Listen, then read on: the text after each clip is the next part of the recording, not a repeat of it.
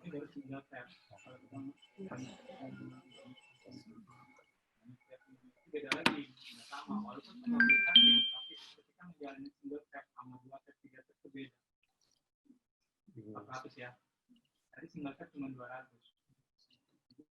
Ada sekitar. Nah, ini single tab satu halaman. Dia akan menurun. Dia kayak aku. Kalau lo mau begini, wajar sih. Yang penting berarti ada aplikasi yang mencurigakan ini kan. Tapi kalau ini kita memang HP, ya. Jadi remote-nya tuh ada yang remote wajar, ada yang remote nggak wajar. Kalau remote wajar tuh kayak kita udah ngejalanin banyak aplikasi remote.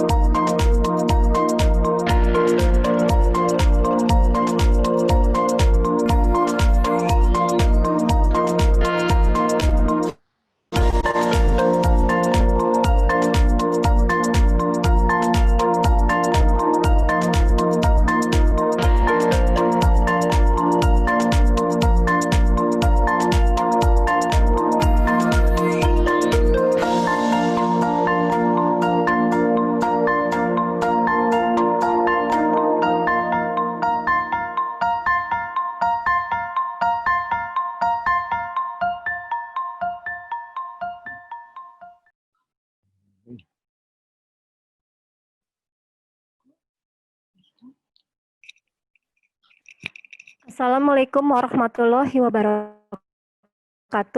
Salam sejahtera untuk kita semua. Selamat siang Ibu Bapak pimpinan Sekolah Pasca Sarjana IKJ dan semua peserta webinar. Sebelum saya buka acara ini, saya akan menjelaskan peraturan dari acara webinar ini. Akses akun webinar hanya berlaku untuk satu pendaftar yang sudah registrasi. Peserta diharapkan unmute video agar suasana tatap muka tetap terjadi. Peserta harus mute audio selama acara berlangsung agar tidak terjadi kebisingan. Sesi tanya jawab dilakukan di sesi tanya jawab setelah pembicara selesai memaparkan paparan. Pertanyaan dari peserta dilakukan melalui chat dengan ketentuan identitas nama dan pertanyaan. Kemudian nanti pertanyaan akan dibacakan oleh moderator untuk kemudian langsung dijawab oleh salah satu pembicara. Sehingga tidak ada peserta yang bertanya secara langsung. Setelah acara selesai, harap para peserta jangan beranjak terlebih dahulu karena akan ada sesi foto bersama untuk dokumentasi kami. Baik, selamat datang dan terima kasih kepada seluruh peserta webinar media sosial, seniman, bahasa, dan visual Sekolah Pasca Sarjana IKJ atas partisipasinya dalam acara ini. Webinar kita kali ini akan dibuka dengan sambutan Direktur Pasca Sarjana IKJ, yaitu Ibu Ina Reisuki, PhD. Sesudah itu kita masuk ke acara inti webinar ini dan akan diakhiri dengan sesi tanya jawab. Pertanyaan yang akan diajukan, silakan diajukan di chat yang akan dicoba dijawab. Sehingga mohon melengkapi identitas dan pertanyaan ditujukan kepada siapa. Oke, Ibu Bapak yang saya hormati, untuk acara pertama yaitu pembukaan sekaligus sambutan dari Direktur Pasca Sarjana IKJ, Ibu Ina Suki PhD atau Mbak Ubit. Kepada Mbak Ubit saya persilahkan. Terima kasih Yanti. Selamat siang Ibu Bapak, kawan-kawan sekalian. Selamat datang di Pasca IKJ Daring program webinar. Saya akan menjelaskan singkat saja karena kita sudah menunggu acara utama kita hari ini. Pasca IKJ Daring ini kami rancang ya untuk memperkenalkan kepada khalayak apa yang kami kerjakan di Pasca IKJ. Jadi ini semacam apa ya, open house gitu atau buka dapur mencicipi program kami. Ada tiga program utama, yaitu melintas kelas. Ya, jadi Anda betul-betul melintas kelas sangat singkat, mungkin 2-3 menit mencicipi. Lalu ada program atau ruang bincang seni, mengetengahkan atau kami menampilkan alumni pasca IKJ yang bercerita tentang tesis ataupun karya beserta pengantar karyanya. Jadi bagaimana proses mereka melakukan studi di pasca IKJ. Lalu ya ini program webinar ini. Jadi silakan Anda kunjungi media sosial kami untuk mengikuti ketiga program tersebut. Kami merasa bahwa ini saat yang tepat untuk berinteraksi dengan secara virtual dengan Anda semua, karena selama ini sebetulnya kan kita sudah mencicipi dunia virtual ini lewat media sosial, tapi ya ternyata setelah pandemi ini kita betul-betul masuk ke dalam dunia virtual dan kita berinteraksi dengan sungguh-sungguh lewat dunia virtual. Nah, program webinar virtual perdana ini akan diisi oleh profesor tercinta kami, Pak Sapardi Djoko Damono, dan salah satu alumni angkatan awal pasca IKJ, Mas Beng Rahardian, dan webinar ini akan dipandu oleh salah satu dosen kami, Dr. Iwan Gunawan, yang juga Kepala Pusat Studi Seni Urban di pasca IKJ. Saya kira saya tidak perlu berlama-lama, pengantar singkat saya begitu saja. Mari kita nikmati webinar perdana virtual pasca daring IKJ. Terima kasih. Silakan nanti. Terima kasih Mbak Ubit, selaku Direktur sekaligus juga Ketua Program Studi Seni Urban dan Industri Budaya Sekolah Pasca Sarjana IKJ. Baik, acara selanjutnya yaitu acara inti, webinar media sosial seniman bahasa dan visual. Oleh kedua pembicara kita yaitu Bapak Profesor Dr. Sapardi Djoko Damono dan Mas Beng Rahadian MSN. Yang akan dimoderatori oleh Bapak Iwan Gunawan yang merupakan Ketua Pusat Studi Sekolah Pasca Sarjana IKJ. Baik, kita mulai saja webinar kita sekarang. Pak Iwan, dipersilakan. Baik, selamat siang. Terima kasih, Anti. Selamat siang juga buat Pak Sapardi, Beng Rahadian, Mbak Ubit, dan rekan-rekan lain yang menyelenggarakan acara ini. Terima kasih atas kepercayaannya pada saya. Selamat datang juga para hadirin. Itu kebiasaan kalau seminar offline kita bilangnya hadirin. Saya kira sama aja hadir di media online ini ya. Sebenarnya kedua pembicara ini tidak perlu diperkenalkan lagi. Ini tokoh di dunianya masing-masing, Pak Sapardi di dunia sastra, Beng di dunia komik, di dunia kreatif. Kebetulan mereka kedua tokoh berdua ini banyak aktif dan memang menjadi dosen di Pasca IKJ. Walaupun sudah dikenal banyak, saya mungkin perlu memberikan beberapa catatan tentang Pak Sapardi dan Beng. Mudah-mudahan bisa menjadi bahan nanti diskusi. Pak Sapardi lahir di Solo 20 Maret 40, yang artinya baru saja ulang tahun bulan lalu, dan rencananya akan dimeriahkan dengan acara, tapi karena COVID ini kita menjadi terbatas dan dirayakan dengan online saja. Beliau lulusan UGM, Fakultas Sastra Kebudayaan, kemudian lanjut ke University Hawaii, Honolulu, tahun 70 dan 71. mendapat gelar doktor di UI, Fakultas Sastra, juga menerima guru besarnya juga di UI. Kemudian pada tahun 2007 beliau mulai mengajar di Pasca IKJ. Dan perlu dicatat bahwa beliau meletakkan prinsip dasar pengajaran pengkajian, khusus pengkajian seni di Pasca IKJ sampai sekarang. Dan catatan kecil, saya dibantu Pak Sapardi mengembangkan wacana tentang narasi visual. Perlu saya mention di sini karena sosok Pak Sapardi yang banyak bergelut di wilayah kata-kata ternyata juga memiliki perhatian pada visual.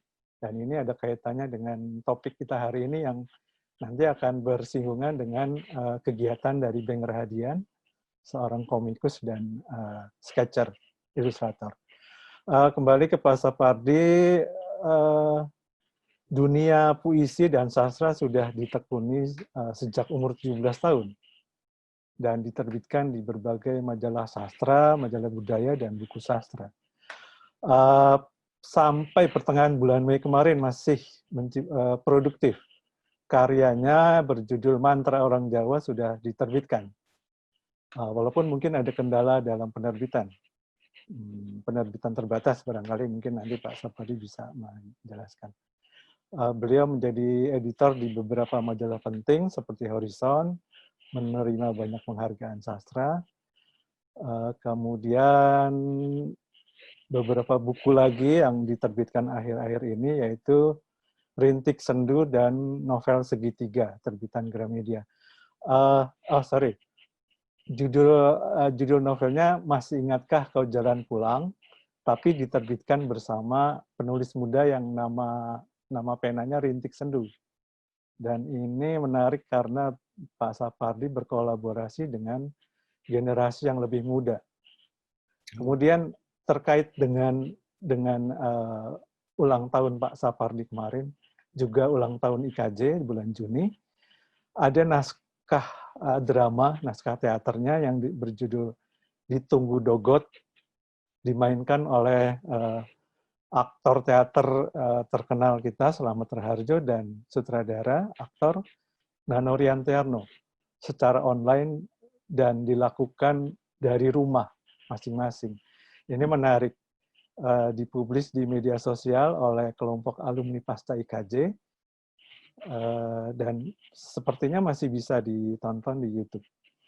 Kemudian terkait dengan kolaborasi, Pak Sapardi juga pernah berkolaborasi dengan Beng Rahadian di Puisi Bulan Juni.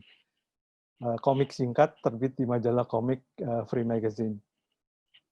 Lanjut ke Beng Rahadian lahir di Cirebon, Jawa Barat tahun 75. Seorang ilustrator komikus lulusan DKV ISI Yogyakarta. Nah, dia setelah berkiprah banyak di dunia ilustrasi dan komik, mungkin merasa perlu lagi untuk kuliah di S2 di IKJ, Pasca IKJ, di tempat kita. Menarik, tugas karya akhirnya berjudul Mencari Kopi Aceh. Jadi perhatian Beng terhadap kopi itu mendorong dia untuk akhirnya meneliti tentang kopi, dan penelitiannya itu diwujudkan dalam bentuk komik. Ini sudah pernah diterjemahkan ke dalam bahasa Inggris, dipamerkan saat Frankfurt Book Fair. Nah, setelah lulus, beliau menjadi dosen di Seni Rupa IKJ, mengajar ilustrasi dan khususnya sequential art di ilustrasi, di Seni Rupa IKJ. Beng juga menjadi dosen tamu di beberapa kuliah di Pasca IKJ. Kegiatan ngomiknya sudah banyak sekali, dari yang print seperti di Koran Tempo, Koran Sindo, kemudian menerbitkan serial komik Lotif, dan saya pikir Beng itu salah satu pelopor komik Indonesia baru. Artinya di tahun 90-an seperti ada gerakan komik Indonesia yang mulai mempopulerkan lagi karya-karya mereka. Setelah tahun 80-an sampai 90-an awal itu, komik Indonesia seperti kurang terdengar. Tentunya dengan beberapa tokoh komik muda lainnya. Mereka menyelenggarakan pameran-pameran, serta menerbitkan komik indie, dan lain-lain. Masih tentang kolaborasi, beliau juga banyak berkolaborasi dengan komikus muda lain, seperti komikus muda Thomas Sujakto menerbitkan Iyah, dan kolaborasi dengan komikus senior seperti Mansur Daman. Tadi sudah saya sebutkan, mengadaptasi puisi Hujan Bulan Juni bersama Pak Mansur Daman. Juga Sukasrana Sindrom juga bersama Mansur Daman. Belakangan, Beng banyak aktif di dunia sketsa, membuat gambar-gambar untuk sketsa, dan ikut dalam kegiatan menyelenggarakan pameran sketsa besar Indonesia di Gambir tahun 2019. Oke, sekarang Beng itu banyak berkarya di EG, di Instagram. Pak Sapardi pun banyak sekarang itu banyak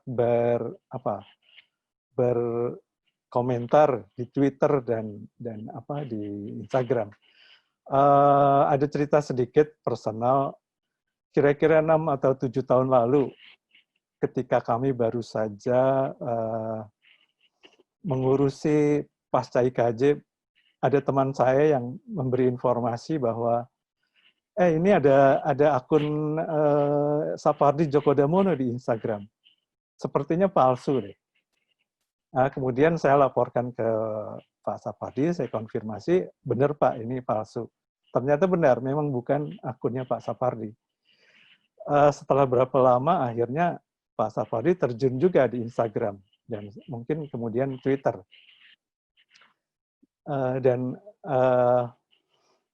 followernya sekarang sudah 115.000 dari 6 tahun lalu, 7 tahun lalu. Beng juga aktif di Instagram, followernya 16.700. Sementara saya yang sudah lebih dulu baru 1.200. Itu mungkin pertanyaan. Sebenarnya ini memang tidak membicarakan kenapa saya masih 1.200 followernya. Tapi ada yang mungkin lebih dari itu ya. Di balik peristiwa itu ada masalah.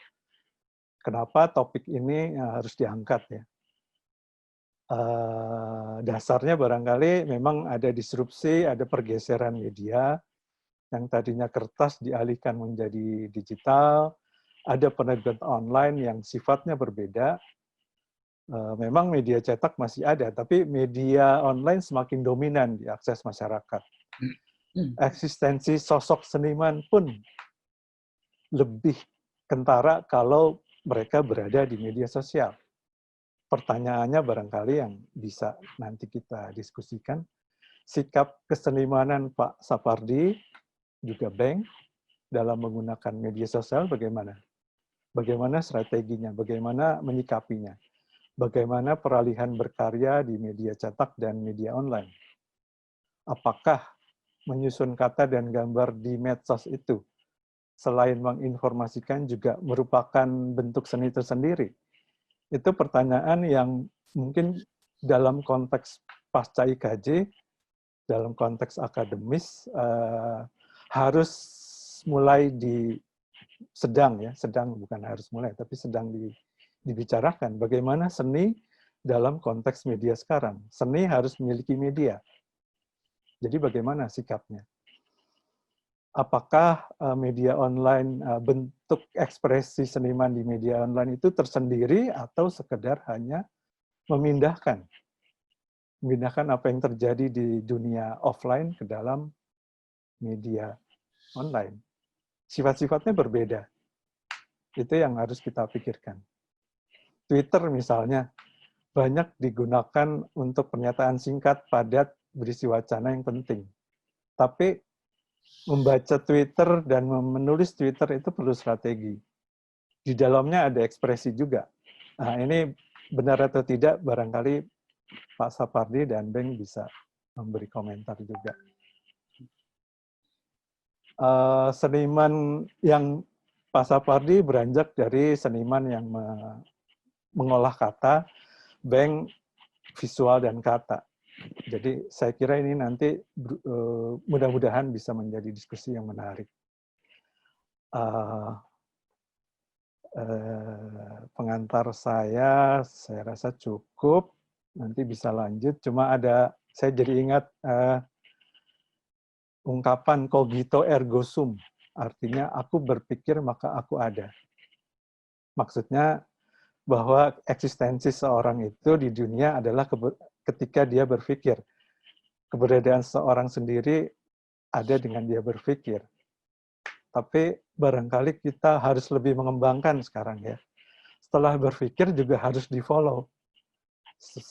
Supaya eksistensi kita menjadi lebih kelihatan ya. Itu pernyataan yang ngawur, mohon dimaafkan. Kita lanjutkan saja dengan paparan dari mungkin Bang Radian dulu ya, barangkali kalau ada PowerPoint atau apa silakan. Iya Pak ya, Pak Bang dulu ya. Nanti Pak Sapardi bisa mengomentari sekaligus memaparkan apa yang menjadi pemikiran Pak Sapardi. Silakan Pak. Nanti saya kembalikan. Boleh. Atau langsung saja ya Pak Sapardi ya. Bang dulu, sorry. Ya. Iya, ya. Baik, terima kasih Mas Iwan. Apa kabar Pak Sapardi? Selamat siang. Baik. Mbak Ubit, Mbak Yola, Anti, Mbak Linda, Aga, dan lain-lain. Pokoknya yang ikut membuat acara ini, buat saya pun ini acara yang pertama. Sebelumnya saya ikut workshop dengan model seperti ini, tapi saya kira kata webinar tuh jadi baru banget nih buat saya nih sekarang ini. Jadi mohon maaf kalau saya masih tergagap-gagap nanti dalam presentasi, dalam membuka-buka file, karena ini hal yang baru buat saya. Baik, saya akan memulai dengan pertama kali saya bermain media sosial. Jadi ini ada presentasi yang akan diperlihatkan tentang kapan saya memulai media sosial. Nah, pada awalnya kan saya kira semua yang seangkatan dengan generasi saya itu memulai media sosial pasti dengan main internetan. Jadi tahun 99 kurang lebih itu saya mulai kenal dengan yang namanya email. Saya dibuatkan oleh teman saya waktu di Jogja. Dan email itu juga tidak berfungsi sebagai email, jadi cuma sebagai gaya-gayaan aja di kartu nama. Benar-benar sebetulnya tidak terpakai karena saya masih surat-menyurat, masih surat-suratan. Nah, lantas muncullah blog.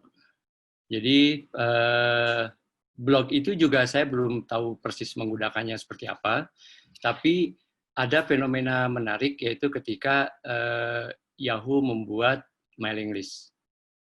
Jadi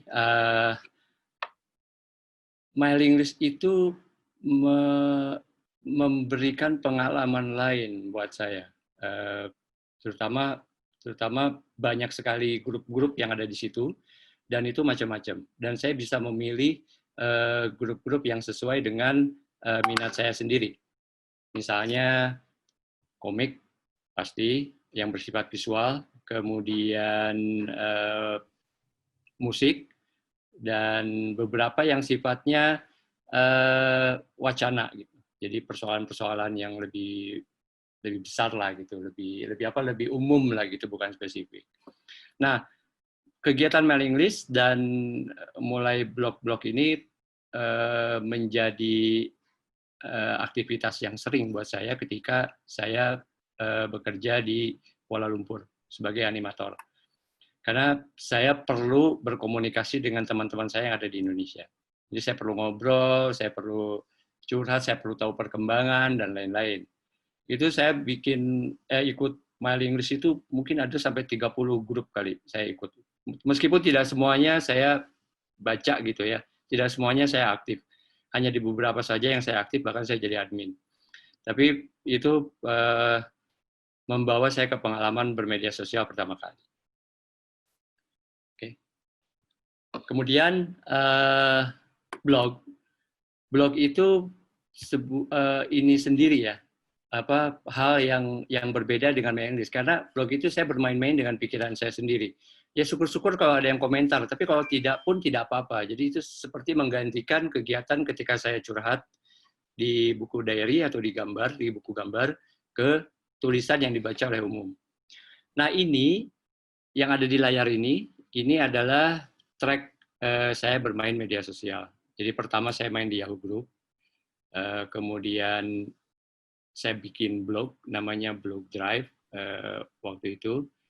Beberapa tempat sih, beberapa situs yang membuka blog gratis saya ikut, tapi yang paling banyak saya bikin tulisan adalah di Blog Drive. Kemudian ada Friendster. Nah, saya mulai ikut Friendster. Friendster ini berbeda tipikalnya, karena saya banyak menemukan orang-orang yang akhirnya seperti menggabungkan antara mailing list dengan blog. Dan ini menarik karena aspek hiburannya lebih banyak gitu. Jadi senang-senangnya itu lebih banyak. Tapi Yahoo Groups itu mailing list itu masih tetap ada. Kemudian ada satu blog yang itu mewadahi orang-orang visual seperti saya, yaitu Multiply. Jadi di sana kita bisa posting foto itu secara simultan. Jadi kalau saya posting komik misalnya 16 halaman, itu bisa halaman 1, kemudian foto kedua, halaman 2, halaman 3. Jadi itu mulai menggantikan saya bermain-main dengan cetakan fotokopian. Maaf, Beng, ini memang belum jalan ya, fotonya. Fotonya ini yang terlihat apa, Mas, di situ? Media sosial sebagai teras personal branding. Masih judul. Oh iya, padahal ini udah jalan harusnya. Udah jalan ya. Iya. Oke. Ini sambil diubah ya. Ya. Stop share dulu. Ya, baik. Saya lanjutkan dulu. Jadi Multiply itu punya kesempatan banyak saya bermain dengan gambar-gambar yang sekuensial, terutama yang dibagikan dengan halaman-halaman. Dan itu pun ternyata mengumpulkan saya dengan orang-orang yang satu kegiatan gitu. Saya ketemu banyak komikus-komikus lain pada saat itu yang juga menggunakan Multiply sebagai mediumnya. Jadi ini membuat saya merasa ini seperti wadah baru, seperti dunia baru untuk saya mulai membuat karya-karya yang tidak tergantung pada karya fotokopian. Beberapa di antara lainnya bahkan karya-karya saya yang cetak itu saya scan dan kemudian saya tampilkan di Multiply. Jadi orang bisa membaca. Toh pada saat komik di fotokopi itu kan sebetulnya kita persoalannya keterbatasan dana. Dan sementara kita ingin ide-ide kita itu dibaca oleh banyak orang. Nah, dengan menggunakan blog, dengan menggunakan media sosial, itu menjadikan kemungkinan karya kita bisa dijangkau oleh banyak orang itu bisa lebih besar. Ini sebetulnya harus dilihat, Mas. Betul ya? Ya, sudah kelihatan ya. Yahoo Blog Drive. Ya, ini jadi tracknya dari 2001, ada Yahoo Groups, ada kemudian 2004 saya mulai ngeblog sama Friendster, dan akhirnya di Multiply 2005, ini mereka sekarang tutup semua. Dan akhirnya di Facebook, saya sempat lama juga tuh di Facebook tuh, sampai sekarang sebetulnya. Tapi aktif-aktifnya itu ketika 2008 sampai 2014. Dan kemudian saya mulai diperkenalkan dengan fitur media sosial networking untuk profesional. Jadi hanya portofolio saja yang dimunculkan di situ. Jadi ini namanya LinkedIn, tapi saya juga itu hanya sekedar profil saja. Dan kemudian saya main Twitter, tapi Twitter juga karena base-nya bukan untuk visual, meskipun bisa posting gambar, tapi saya tidak merasa bisa berbuat banyak gitu ya di Twitter, kecuali baca tweet orang, atau saya juga nge-tweet sedikit. Dan akhirnya saya nemu Instagram di 2014. Oke, lanjut. Nah, ada yang menarik di Facebook sih sebetulnya. Jadi ketika 2008 sampai 2008 sampai 2014 itu Facebook sangat-sangat efektif karena menggabungkan semua fitur yang pernah saya dapat. Saya bisa ngeblog di situ karena ada fitur notes. Kemudian saya bisa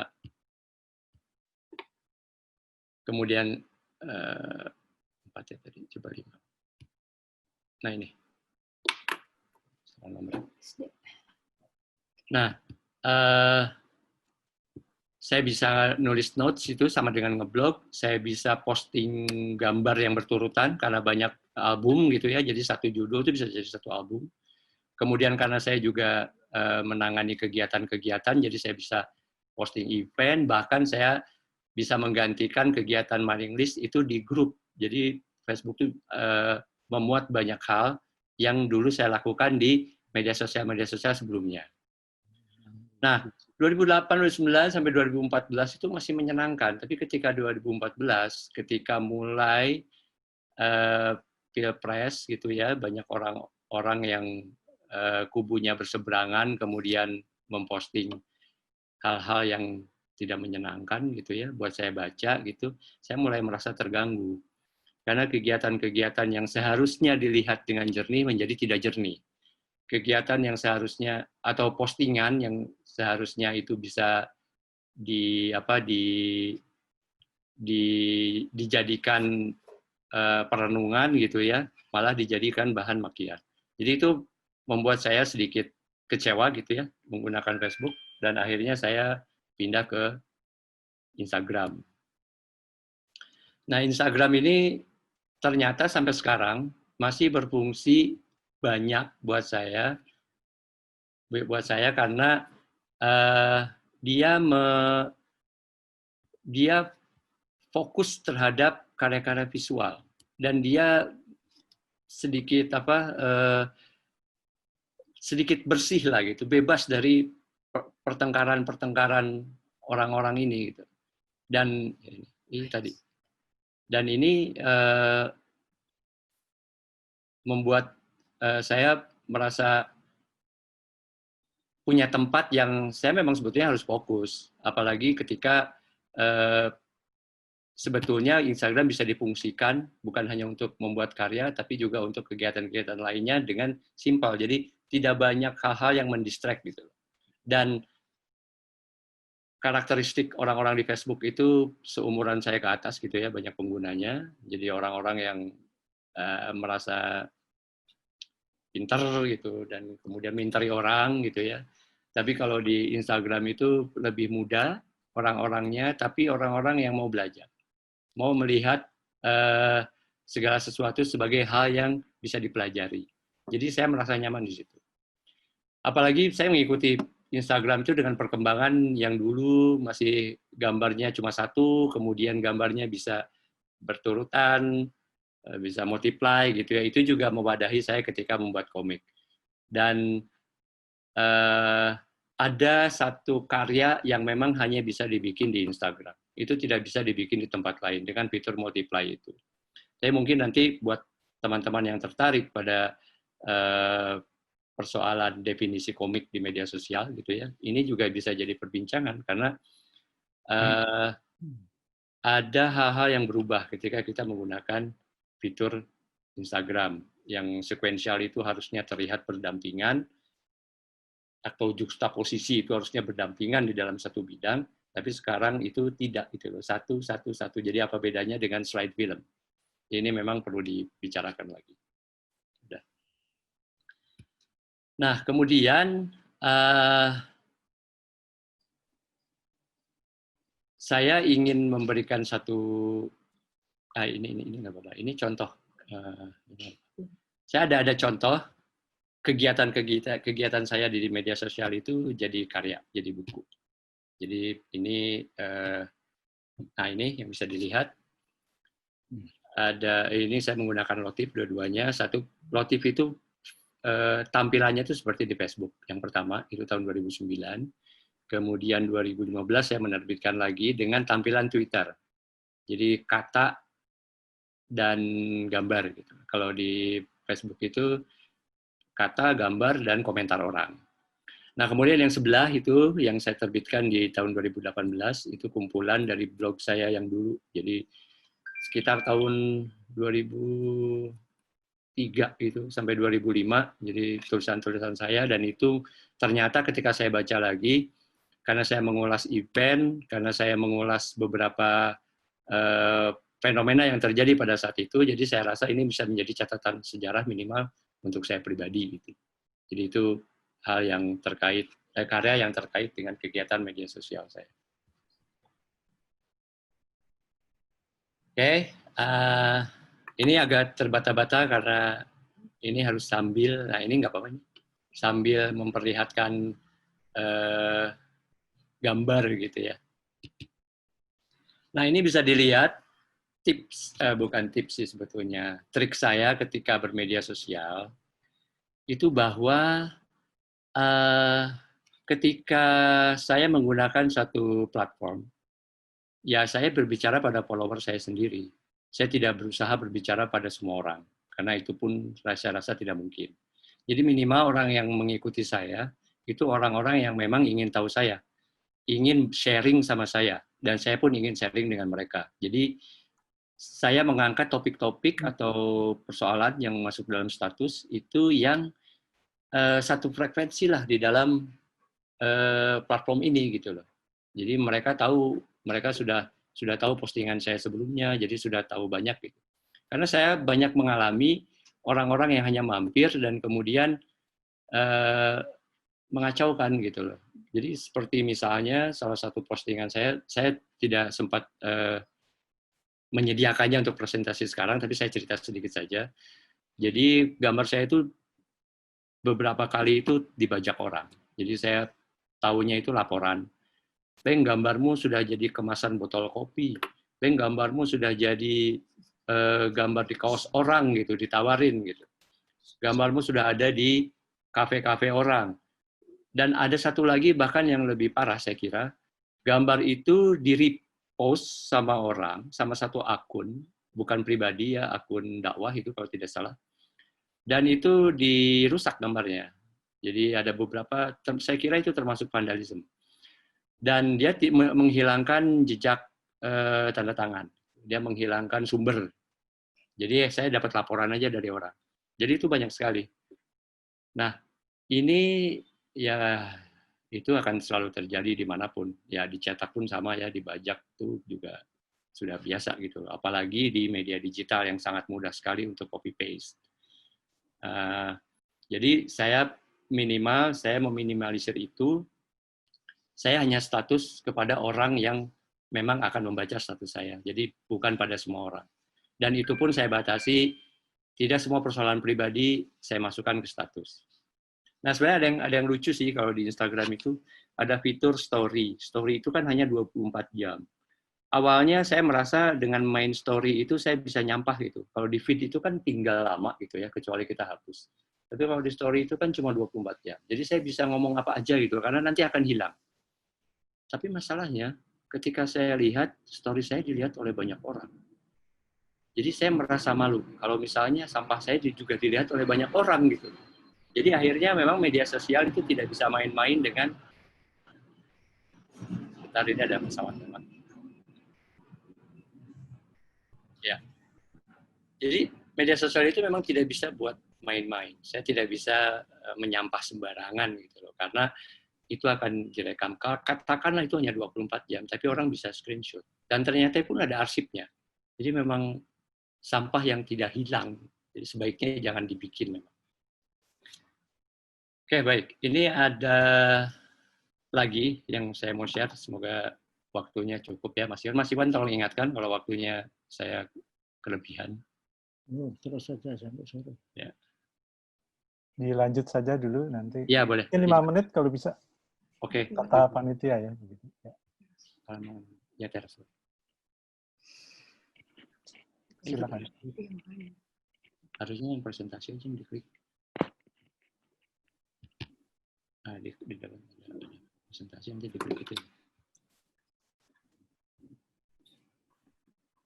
Nah, ini JPEG semua. Ini. Jadi ini sedikit bagaimana metode saya bermedia sosial. Saya yang berada di ini. Saya yang berada di situ, di dalam box itu. Dan apa yang saya munculkan adalah semua yang terkait dengan pertama saya pribadi, kehidupan saya pribadi, kemudian hobi saya, kemudian karya saya, kemudian citra saya atau aktualisasi saya sendiri, kemudian social life, dan setelah itu attitude. Ini saya kira kita harus membaginya dalam persentase. Berapa persen kita memperlihatkan karya kita di media sosial, berapa persen orang harus melihat kita sebagai apa. Nah, saya kira media sosial itu karena pribadi, apalagi ini untuk ilustrator, jadi ini saya share untuk teman-teman ilustrator saja. Karena kita ini ilustrator, kalau kita memang ingin dikenal sebagai ilustrator, ya orang harus melihat karya ilustrasi kita di media sosial. Bukan sampah-sampah yang orang tidak perlu lihat. Nah, tapi agar memperlihatkan bahwa kita ini orang, kita ini bukan robot, jadi seorang ilustrator itu juga punya kehidupan. Gitu. Saya kira ini yang membuat orang tertarik pada kita. Jadi mereka akan membuat link antara karya dengan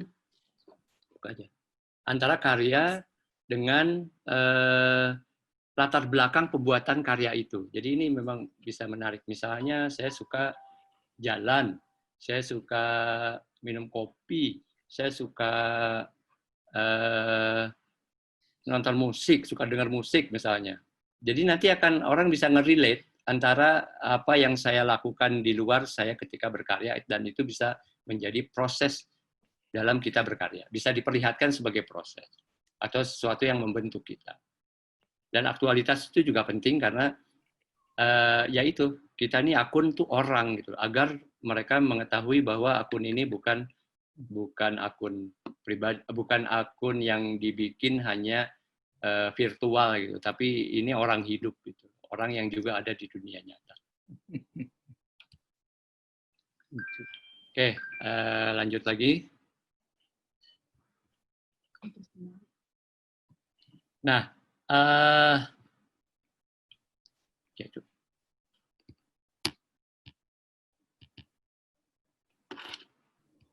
Nah, ini saya tadi bicara tentang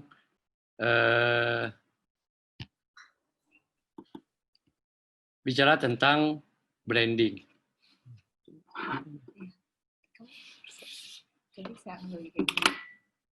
Nah, branding itu kan dibagi dua ya. Pertama brandnya, kemudian kegiatannya.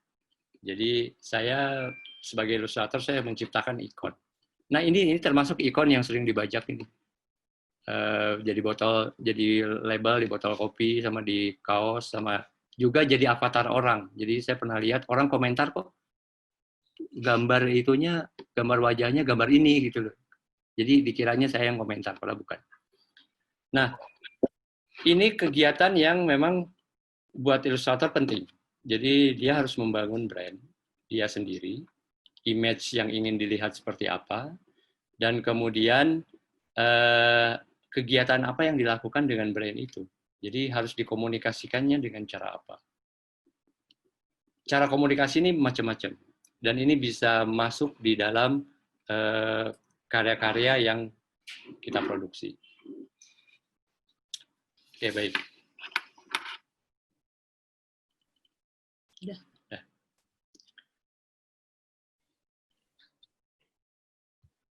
Nah, sekarang Bapak cari presentasi. Baik, kemudian saya akan memberikan satu... Sebentar ya, saya mau cari dulu foldernya. Masih ada presentasi di atas. Oh, ya. Oke.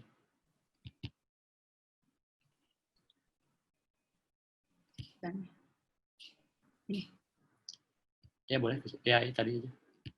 Mulai dari situ deh. Ya, ini saya akan memperlihatkan media sosial yang boleh digunakan. Bukan boleh sih, tapi sebaiknya saya rekomendasikan digunakan untuk para ilustrator. Jadi pertama, social publishing platform. Jadi ini kalau mau ngeblog, bukan cuma suka gambar, tapi juga suka menceritakan apa yang digambar dengan panjang lebar, gunakanlah blog. Karena ini punya kesempatan untuk menceritakan secara detail dan rinci. Apalagi di situ ada fasilitas naruh-naruh gambar bisa banyak. Kemudian yang kedua adalah media sharing. Jadi ada Instagram, ada Flickr. Jadi saya lebih suka Instagram karena teman-teman saya itu banyak yang menggunakan Instagram. Jadi terhubung dengan teman-teman itu lebih senang, menyenangkan gitu loh. Karena kita bisa sharingnya banyak. Kemudian ada forum yang bisa menyebarkan portofolio. Jadi bisa ngobrol, bisa kita posting portofolio dan juga bisa ngobrol. Dan itu tidak ada orang-orang yang berkepentingan lain kecuali bisnis. Jadi ini bagus untuk kita bisa apresiasi pada karya-karya orang, tapi juga bisa menjadikan itu bisnis baru. Banyak orang yang karirnya dimulai dari DeviantArt. Jadi ini bisa forum dan bisa portofolio juga. Kemudian ada karya karsa. Karya karsa ini yang sekarang lagi tren. Kalau di luar mungkin namanya Patreon. Tapi Patreon juga banyak mulai dihindari gitu. Bukan banyak dihindari, tapi banyak yang tidak nyaman gitu loh dengan kebebasan yang ada di dalamnya. Nah, kalau karya karsa ini punya lokal. Jadi ini semacam crowdfunding, tapi fokus pada fanbase gitu loh. Jadi orang-orang yang menyukai karya kita itu bisa memberikan donasi pada karya kita secara langsung. Jadi kita tidak perlu lagi agensi untuk bayar orang. Ini juga penting. Nah kemudian social network ya, Facebook. Ya ini juga menjalin silaturahmi aja sih sebetulnya dengan teman-teman yang seangkatan gitu karena siapa yang mau sendiri gitu kan. Apalagi di zaman seperti ini. Jadi kita harus tetap berkontak dengan orang. Oke, dan ini sekedar tips sih, saya mau ngasih tips untuk branding ya. Jadi saya mohon waktunya. Nah, coba dilihat di 10 apa 10? 11? Bukan. Bukan. Ya, ini. Ya. Mungkin sebelumnya kali. Ya. Bukan. Yang tadi aja deh, yang tadi. Oke. Saya mau sedikit kasih tips terhadap orang-orang yang bermain di bidang visual ketika bermain media sosial dalam membangun branding. Jadi ini ada 5 tahap yang saya share di sini untuk orang membangun personal branding-nya sebagai ilustrator. Pertama, sebelum kita membuat karya itu, kita harus punya kemampuan untuk menjelaskan diri kita secara singkat. Jadi itu kalimat, itu kata-kata itu. Tidak gambar. Kalau gambar itu asosiatif, identik dengan kita. Tapi kalau kalimat itu orang akan pikirkan, akan menebak gitu loh. Jadi mungkin dalam gambarkan diri kita dalam 5 kata, dalam 10 kata, dalam satu paragraf yang isinya hanya 3 kalimat gitu ya, yang itu bisa ditaruh di bio. Jadi melihat itu orang bisa mengerti, orang bisa paham, bukan langsung paham, tapi minimal bisa menerka-nerka ini tuh siapa, ini tuh orangnya bagaimana. Kalau itu bisa berhasil, saya kira itu bisa memudahkan orang untuk mengikuti kita. Ini contohnya. Jadi saya bikin untuk diri saya sendiri. Dan ini saya pakai di bio saya. Belum kelihatan. Oh, ya. Ya, ini. Ya, ini baru kelihatan. Nah, contohnya, ini soalnya agak ribet, Mas. Ini gambarnya. Ya, ya. Maaf, jadi ini hal yang Ini baru, jadi PowerPoint. kami masih gagap ya. Ini contoh yang saya buat untuk diri saya sendiri. Jadi setelah saya menggambar itu, saya membuat kalimat dan kata-kata yang ada di situ, itu tidak saya tuliskan begitu saja, tapi itu berdasarkan pengalaman hidup. Jadi apa yang saya jalani, apa yang saya lakukan selama ini, dan itulah yang menggambarkan saya. Jadi barangkali ini yang orang bisa mulai masuk, apakah dia mau follow kita, atau mau kerjasama dengan kita, mau berbagi dengan kita atau tidak. Jadi bisa masuknya dari sini. Dan saya kira kalimatnya harus positif. Kemudian yang kedua, ini mohon ditunggu. Ya. Yang kedua adalah jaringan pertemanan. Jadi social networking di media dengan platform apapun, itu teman itu penting. Nah, teman ini kan ada dua, teman yang memang ketemu langsung ataupun virtual gitu ya. Dan ini dua-duanya kadang-kadang sama gitu. Kadang-kadang kita sehari-hari ketemu, barusan ketemu, tapi setelah itu juga dia komen di media sosial kita gitu. Itu sudah biasa terjadi. Dan ini hal yang paling berharga kalau kita mau membangun branding. Karena mereka itulah sebetulnya agensi-agensi marketing kita. Mereka lah yang akan menyampaikan kepada orang bahwa kita ini bagaimana, bahwa kita ini bisa apa, bahwa kita ini pernah apa. Jadi branding itu juga dibangun dari omongan orang, dari kata-kata orang. Misalkan kita nge-branding diri kita baik, tapi kalau kata orang diri kita tidak baik, berarti branding kita gagal. Nah, maka apa yang sudah kita bangun dengan kalimat-kalimat itu harus betul-betul nyata gitu, harus betul-betul dirasakan oleh teman kita sendiri. Oke, sekarang yang ketiga ya.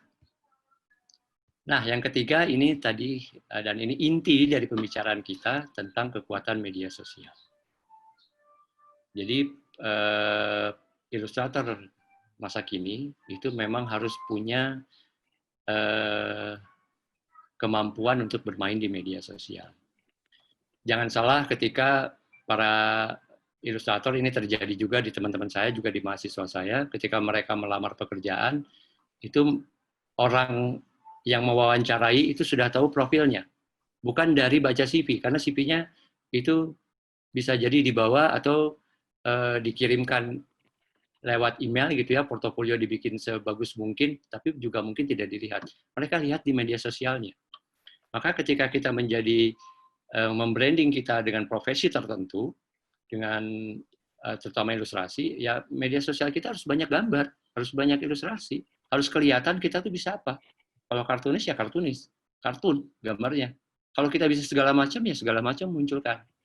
Jadi itu yang penting. Dan kemudian setelah mengetahui kekuatan media sosial, itu kita harus tahu apa yang harus ada di media sosial. Tadi saya sudah sampaikan tentang konsep di dalam box itu. Ada kegiatan pribadi, ada karya, ada lain-lain. Nah, ini satu hal yang akhirnya mengerucut dari apa yang saya katakan tadi, tentang profil yang established. Jadi profil yang orang itu melihat kita itu pada satu pandangan yang tetap. Barangkali mood kita bisa berubah-ubah, tapi gambaran tentang kita itu harus tetap.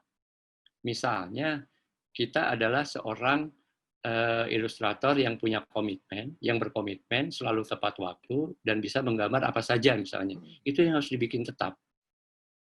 Dan di luar itu hal yang sangat personal.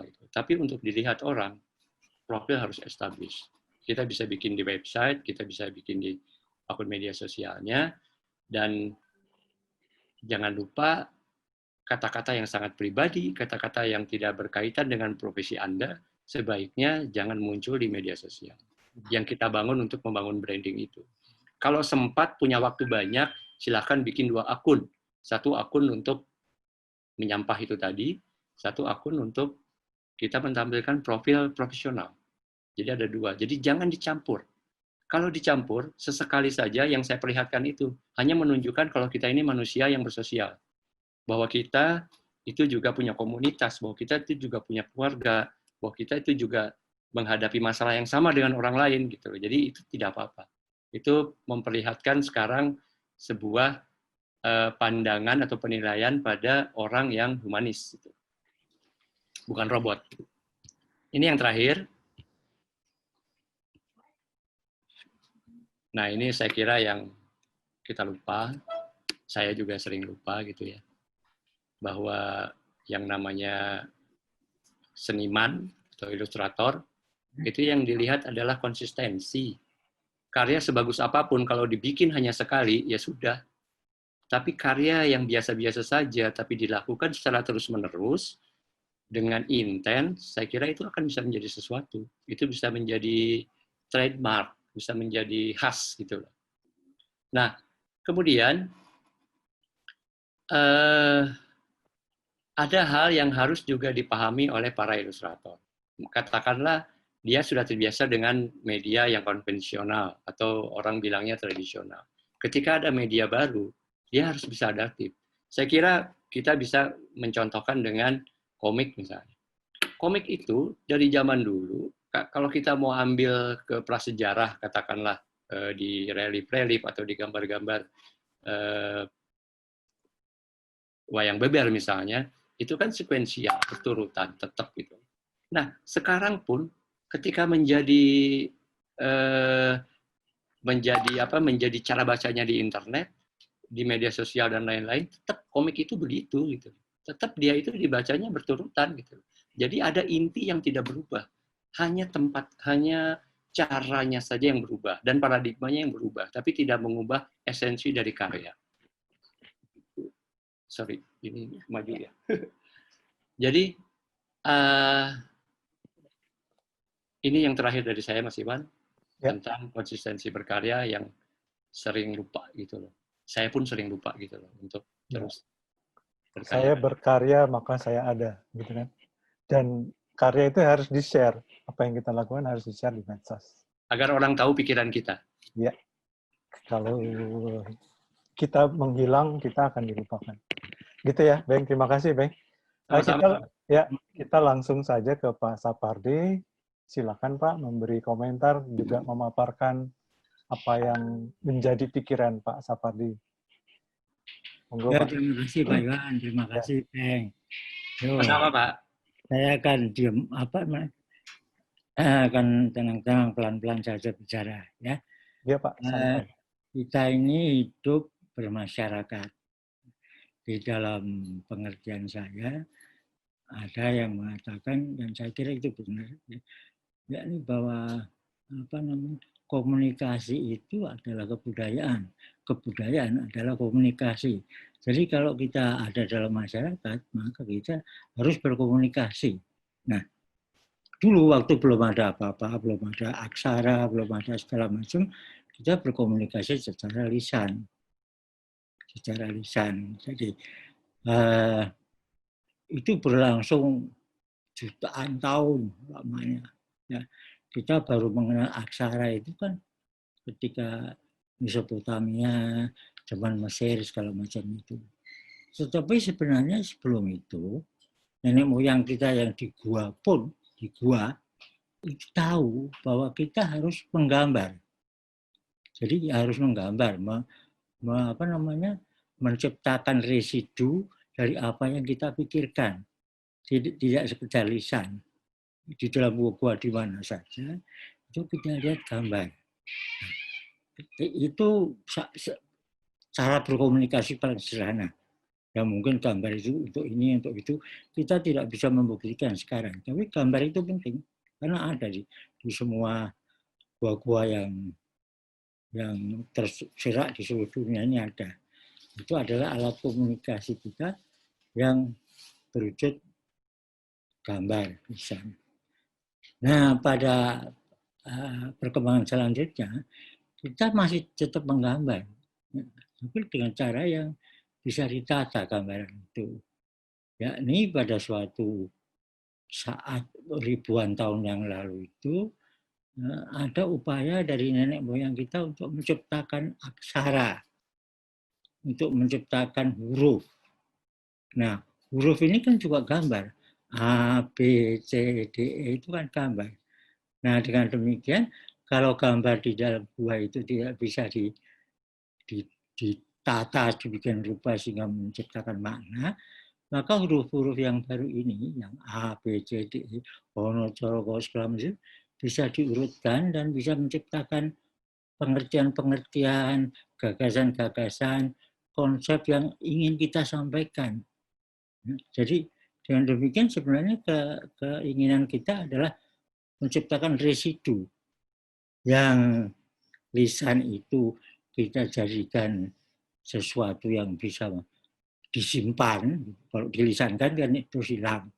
Jadi kalau kemudian ditulis dan digambar, itu ada residunya, ada apa namanya, sisa dari apa yang kita sampaikan itu secara lisan. Dan itu terus berkembang sampai sekarang. Itu terus berkembang sampai sekarang. Menurut teknologi. Teknologi itu adalah cara kita melakukan sesuatu. Itu namanya teknologi. Ya. Cara kita melakukan. Jadi kita terus-menerus mengembangkan cara-cara untuk berkomunikasi, untuk menciptakan kebudayaan. Terus-menerus sampai sekarang. Kita menulisnya dan kita tidak hanya mendongeng, kita menciptakan buku. Dalam buku itu ada apa-apa, ada gambar, ada aksara, ada segala macam. Sekarang kita menciptakan apa namanya cara-cara baru lagi di dalam berkomunikasi itu lewat misalnya kalau kita lihat di internet, di komputer kita, kita bisa lihat e-book, kita bisa lihat audiobook, kita bisa lihat itu semua adalah akibat dari keinginan kita untuk merekam apa yang kalau itu ujungnya mula-mula adalah hanya bunyi, hanya lisan, menjadi sesuatu yang bisa menjadi residu, menjadi apa namanya bahan yang kemudian bisa disimpan sampai sekarang. Dan itu akan berlangsung sampai kapan? Saya kira tidak. Kita tidak usah membayangkan karena tidak bisa dibayangkan. Jadi teknologi sekarang ini adalah sesuatu yang memberi kesempatan kepada kita untuk mengembangkan segala macam niat, cara, ya, untuk melakukan apa saja yang kita inginkan agar tidak hilang begitu saja, gitu. Tidak hilang begitu saja, tapi menjadi bagian dari kebudayaan kita dan menjadi bagian dari komunikasi kita. Itulah sebabnya tadi saya sebut di awal, kebudayaan adalah komunikasi, komunikasi adalah kebudayaan. Jadi kita berkomunikasi itu karena kita berbudaya. Kalau tidak kita sendiri, kita tidak berkomunikasi dengan siapapun. Dan kita terus-menerus berusaha untuk berkomunikasi. Caranya berubah-ubah terus, dan yang namanya internet itu telah mengubah semua cara itu seperti yang tadi disampaikan oleh Peng. Itu menunjukkan betapa banyaknya cara untuk berkomunikasi. Setiap kali ada lagi baru, setiap lagi ada kali baru, terus-menerus. Ya. Yang saya tidak tahu, saya tidak menguasai itu.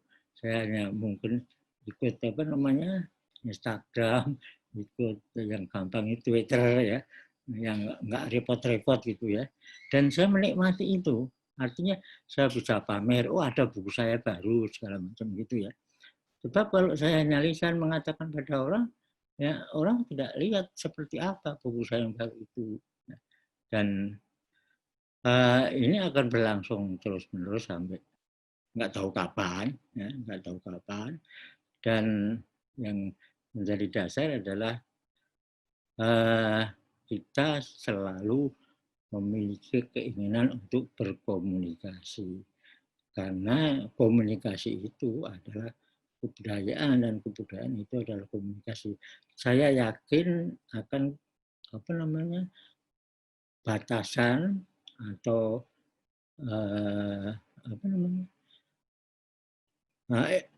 ya batasan yang baru ini bahwa apa sih kebudayaan itu komunikasi. Komunikasi itu apa sih?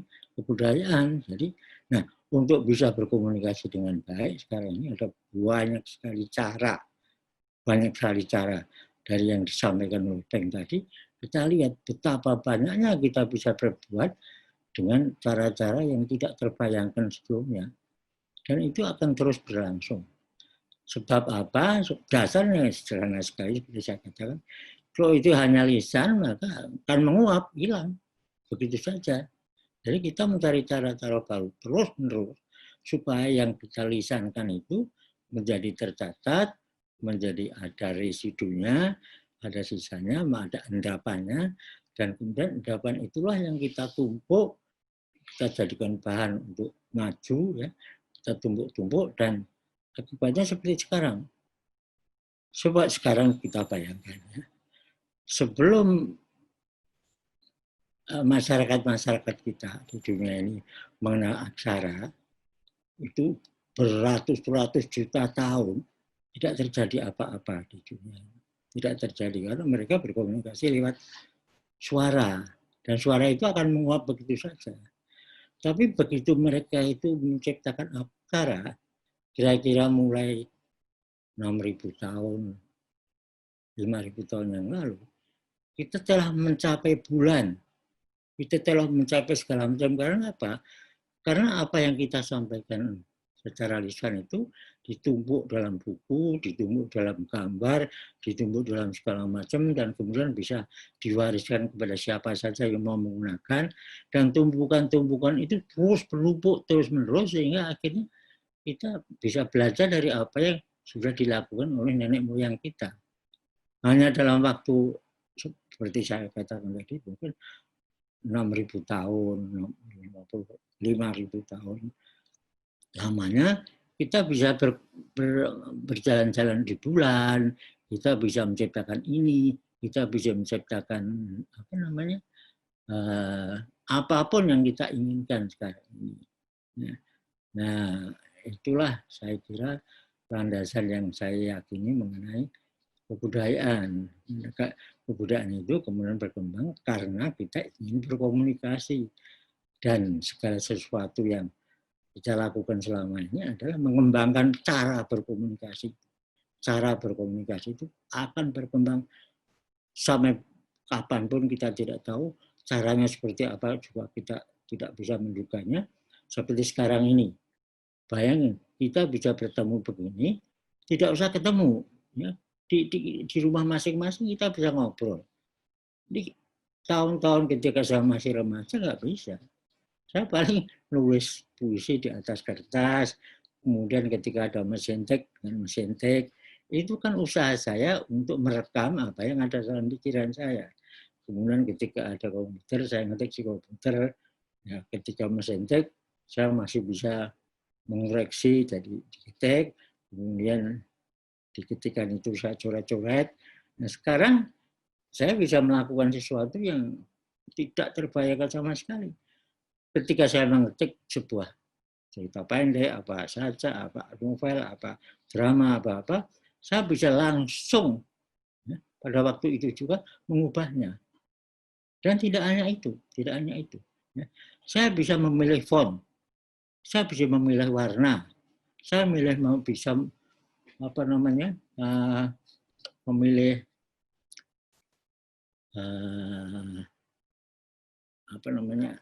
ilustrasi barangkali, Pak. Ilustrasi ya segala macam itu. Ya, jadi kita bisa mengubah sini jadikan satu atau tidak gitu. Di dalam buku-buku pendidikan misalnya sejak lama, sejak zaman Belanda dulu, itu yang dilakukan orang. Jadi kita itu mengajari anak-anak untuk membaca, tapi bacaan itu selalu ditemani dengan gambar. Kita boleh bertanya, sebenarnya gambar itu menjelaskan kata-kata menjelaskan gambar, tapi itu tidak perlu kita perdebatkan kan? Itu selalu terjadi dimanapun. Seperti sekarang ini sebenarnya. Ya, jadi kita kan lisan ini, tapi ada gambarnya. Apakah gambar itu menjelaskan kelisahan kita?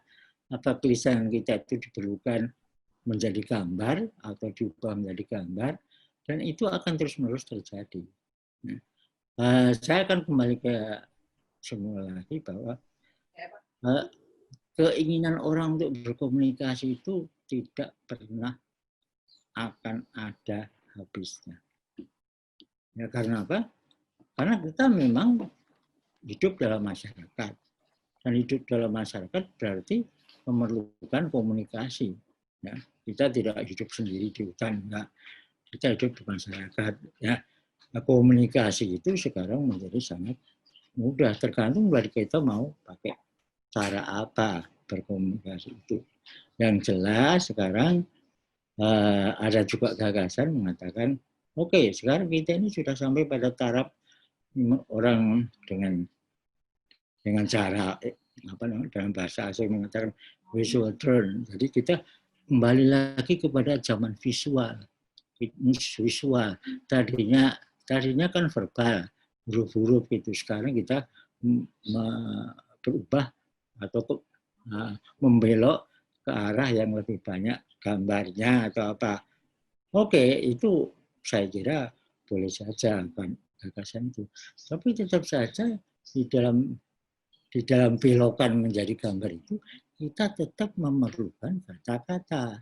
Karena kata-kata itu adalah juga gambar. Huruf-huruf itu adalah gambar. Dan gambar-gambar itu kalau digabung menjadi satu, kata-kata, ya, aksara, dan gambar, itu akan menjadi kekuatan yang luar biasa. Seperti sekarang ini. Seperti yang dilakukan Bank itu tadi.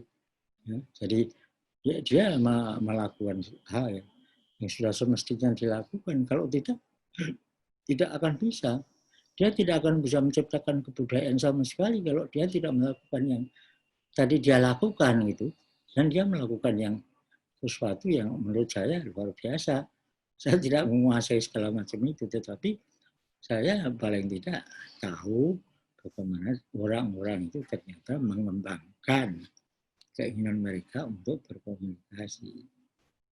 Dan itu penting karena komunikasi adalah kebudayaan. Dan kebudayaan adalah komunikasi. Tanpa komunikasi tidak ada kebudayaan. Saya kira itu nanti kalau ada masalah lagi, nanti akan saya coba jawab kalau saya mampu. Kalau tidak lain kali nanti saya baca-baca dulu, saya lihat apa dulu, nanti saya jawab. Oke, terima kasih Pak Ivan. Terima kasih Pak Sapardi. Saya ada pertanyaan, tapi saya akan menyilakan teman-teman dulu bertanya, hadirin. Dan itu sudah karena banyak pertanyaan harus diseleksi. Jadi saya ada beberapa pertanyaan yang mau saya sampaikan. Yang pertama dari Makmun dari Seni Rupa Universitas Muhammadiyah Makassar. Ini khusus buat Mas Beng. Apa saja langkah-langkah yang harus diperhatikan sebelum menjadikan Instagram sebagai wall comic karya personal? Kemudian, apa saja yang perlu diperhatikan dalam menyusun setiap tema komik yang akan dipublish? Itu dua, ada mungkin pertanyaannya 2 atau 3 dulu terus dijawab, nanti kita berikan kesempatan yang lain. Yang kedua dari Andalusia. Di media sosial kita tidak bisa mengatur siapa yang mengikuti akun medsos kita. Bagaimana ketika berkarya di medsos ada respon-respon yang tidak menyenangkan? Yang ketiga, Alvin dari Surabaya. Saya ingin tanya dengan Pak Sapardi. Saya ingin tahu sebetulnya siapa yang membuat ide ketika Pak Sapardi ingin mengunggah suatu konten. Pak Sapardi sendiri atau ada tim? Jadi, saya tidak begitu mendengar. Jadi pertanyaan yang ketiga, saya ingin tahu siapa yang membuat ide ketika Pak Sapardi ingin mengunggah suatu konten. Pak Sapardi sendiri, dibuat sendiri maksudnya, atau konten-konten itu disusun oleh sebuah tim. Jadi belakang Pak Sapardi. Gitu. Ya, jadi yang satu khusus buat Beng, yang Andalusia tadi bisa dijawab Pak Sapardi dan Beng, yang ketiga khusus buat Pak Sapardi. Silakan. Coba Beng dulu ya, Beng. Ya, Beng, silakan Beng. Oh, saya dulu ya? Ya. Dari Mas Makmun. Ya, itu beliau juga kartunis itu dari Makassar, kartunis Karaeng ya. Kartun para Daeng. Wah. Ya. Apa saja langkah-langkah yang perlu diperhatikan dalam menyusun setiap komik yang akan dipublish? Ya, baik. Pertama, ada beberapa trik sebenarnya yang ini sifatnya konsep atau yang sifatnya responsif. Jadi kalau yang konsep itu, ya kita harus membuat semacam strip yang itu khusus muncul dengan karakter yang tetap, nama yang tetap, kita brand gitu ya. Dan topiknya bisa macam-macam. Jadi seperti serial di surat kabar. Nah, kalau yang responsif, itu bisa menggunakan si karakter itu, atau bisa lepas dari karakter yang sudah ada. Jadi saya kira kanalnya bisa dua. Nah, banyak sekarang pelakunya, komik-komik di Instagram itu, mereka bikin sendiri akun yang non-pribadi, tapi khusus akun yang hanya karakter itu saja. Jadi layaknya kita membaca satu kumpulan. Nah, problemnya adalah, apakah kita siap untuk konsisten? Itu tadi, karena ketika kita hanya posting satu, kemudian sebulan depan kita satu lagi, itu orang nggak akan melihat. Tapi kalau kita terus-terusan ada, itu mau sesederhana apapun, itu pasti akan melihat. Karena setiap karya itu pasti akan menemukan pembacanya. Nah, apalagi di media sosial gitu ya, kita pakai hashtag aja itu orang udah bisa meluncur ke ini kita. Kalau kita lihat perkembangan komik Instagram sekarang ini, itu banyak sekali akun-akun yang ceritanya itu bahkan saya itu tidak tahu konteksnya apa, kalaupun dia melucu, lucunya apa gitu. Tapi saya baru tahu konteksnya yang betul, baru tahu lucunya yang betul kalau saya baca komentar. Jadi setelah saya lihat, saya akan lihat komentarnya ini ngomongin apa sih sebetulnya gitu. Jadi para komentator itu, netizen-netizen itu berbaik hati memberikan informasi tentang konteks yang di atas. Jadi jadi kita itu sama seperti kita mendatangi sebuah pameran, kita melihat karya dan orang-orang di sekeliling kita itu mengomentari karya itu dengan konteksnya. Seperti diskusi sebetulnya di dalam satu karya. Nah, kalau kita bisa meraih orang lebih banyak untuk mengikuti postingan kita, kita akan mendapat satu forum sendiri itu yang ada di situ. Jadi kalau mau posting sesuatu atau yang itu sifatnya komik, ya konsistensi, minimal 2 minggu sekali, seminggu sekali kalau sanggup.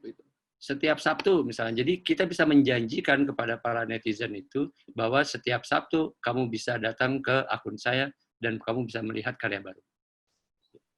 Apalagi kalau dia follow ada notifikasi.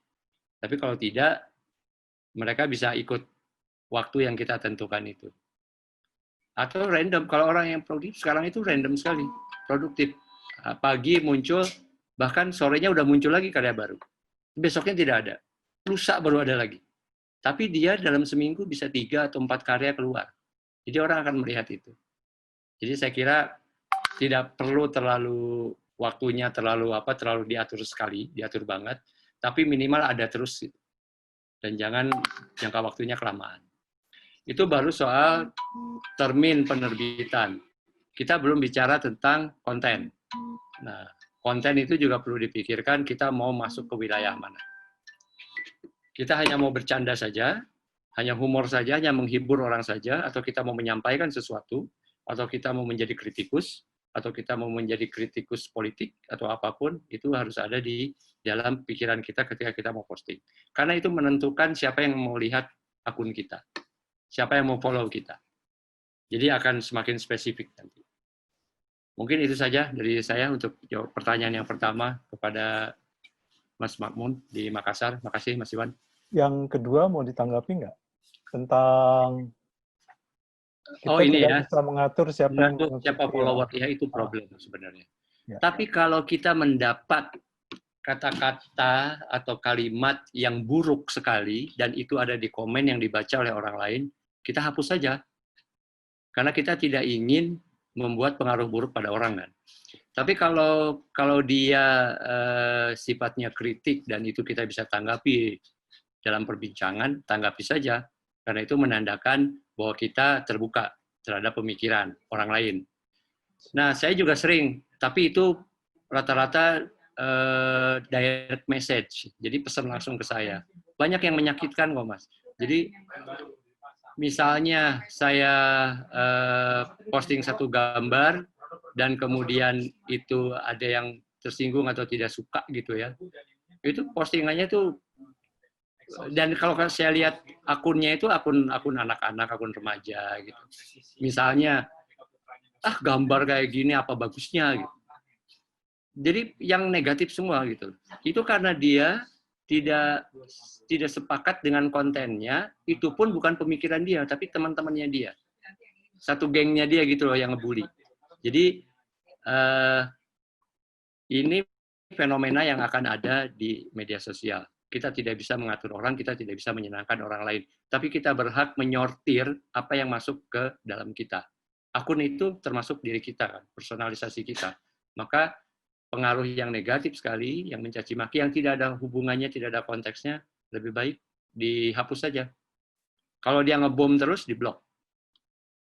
Tapi kalau sifatnya mengajak diskusi. Yang sifatnya ini ya tanggapin aja, layanin aja. Kalau kita sudah merasa ini tidak bisa dilanjutkan, tinggalkan.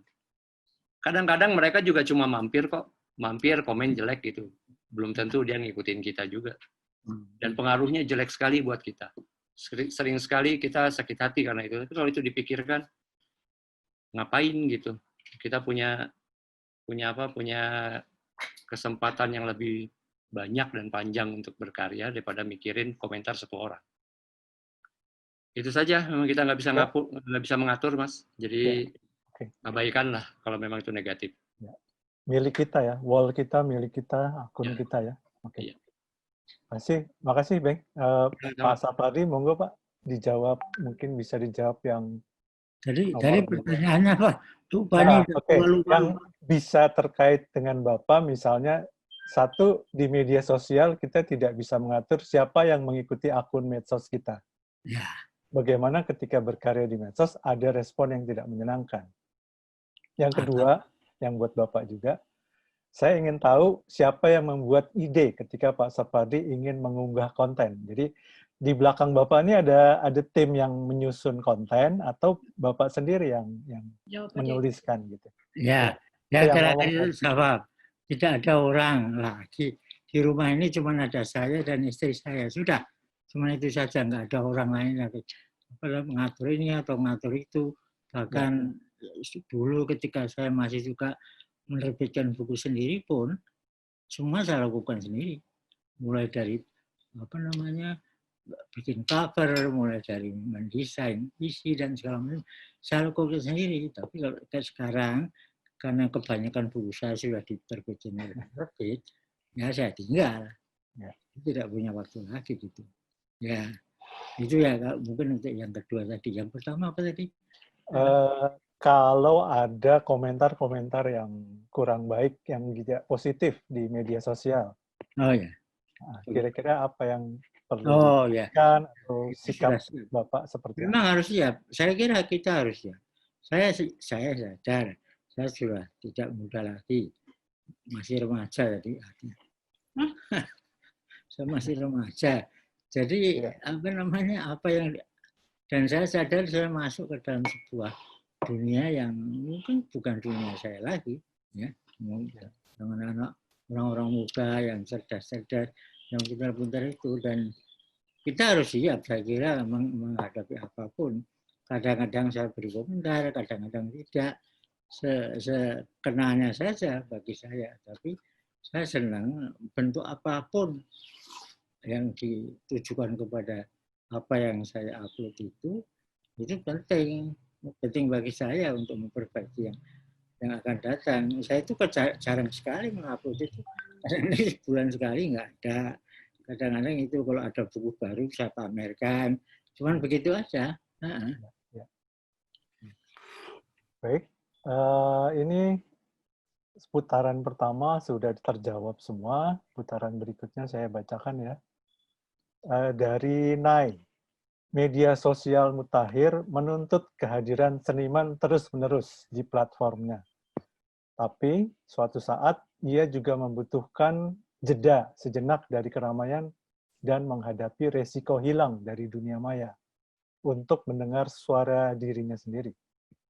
Bagaimana seniman memosisikan diri di situasi ini supaya karyanya masih bisa berasal dari pikiran personal tanpa terlalu dibebani oleh hal-hal seperti yang Pak Beng jelaskan tadi. Itu buat Mas Beng. Yang berikutnya untuk Pak SDD, Pak Sapardi. Bagaimana agar konsisten menulis? Nah, itu saja, Pak. Pertanyaan singkat, tapi jawabannya panjang. Jawabannya panjang banget itu. Iya. Satu lagi putaran kedua ini, yang pertanyaan ketiga dari Firdaus, pasca sarjana IKJ, ini mahasiswa ya. Okay. Untuk Profesor SDD, terkait kebudayaan sebagai komunikasi. Juga dalam kebudayaan ada kesenian yang pada dasarnya juga wahana komunikasi, seperti bahasa. Adakah tata bahasa dalam seni tersebut?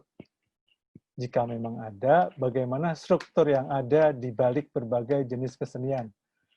Apakah ada relasi transformasional antara jenis kesenian tersebut? Panjang pertanyaannya, jawabannya barangkali juga panjang. Silakan yang Beng dulu, bagaimana media sosial ini membutuhkan,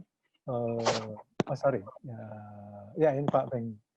Bagaimana kalau seniman itu perlu jeda sedikit, meretrospeksi barangkali karya-karyanya sehingga tidak terlalu terganggu dengan komentar-komentar di media sosial. Kira-kira nangkep ya, Beng? Ya, Mas, nangkap, Mas. Ya. Tapi dari siapa itu tadi ya? Tadi dari Nai, N-A-I. Nai. Baik. Ya, saya kira itu yang namanya kita mengambil jeda, itu bukan hanya di media sosial saja, tapi di kehidupan sehari-hari pun kita harus selalu pintar mencari waktu untuk mengambil jeda.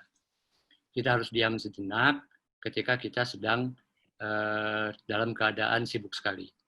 Agar kita punya jarak dengan apa yang terjadi di luar kita dengan yang terjadi di dalam diri kita. Ini problem yang dialami oleh beberapa teman saya. Jadi kita tahu, saya mau cerita sedikit saja ya tentang bisnis komik di Instagram. Silakan. Ya. Jadi sekarang itu saya merasa ada beberapa hal yang anomalinya terjadi gitu di zaman disrupsi ini.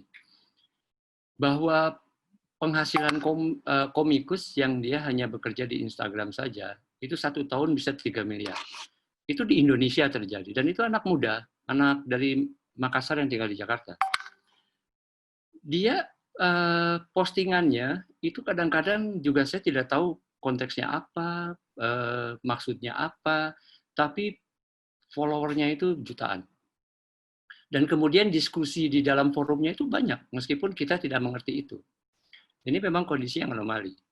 Nah, karena dia sudah begitu besar bisnisnya, sehingga dia menjadi orang bisnis gitu. Di sekeliling dia itu orang-orang yang membisniskan karya itu. Nah, jadi suatu saat ketika teman-temannya yang dulu sama-sama main-main, berkarya, mengawali karir gitu ya, itu mengajak dia untuk berpameran di luar pekerjaannya, yang dia tuh harus ngomik gitu, dia tidak sempat. Dia harus minta izin ke agensi. Dia harus minta izin ke manajemennya dia.